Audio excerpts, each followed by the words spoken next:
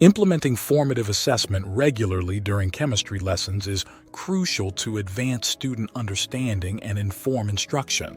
These assessments can be formal through planned in-class activities or informal by interacting with students on the fly. Their implementation usually follows a cycle of eliciting students' ideas, interpreting student thinking, and implementing actions to redirect or advance student understanding.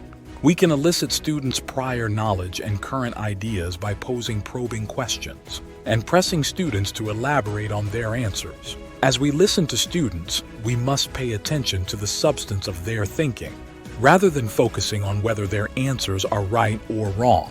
We should seek to interpret their ideas to identify conceptions that may serve as springboards for further learning, or that we may need to discuss further to redirect their thoughts. Formative assessment demands making students' thinking visible.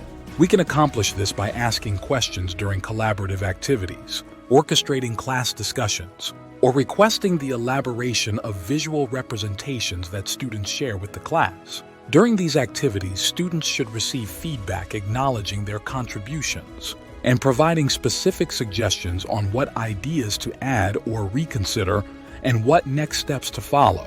This feedback should come not only from the teacher but also from other students. Formative assessment should involve all learners to advance the group's understanding.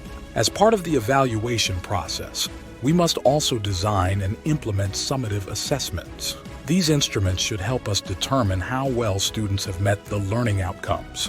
When teaching chemistry using a systems thinking approach, the learning outcomes are multidimensional.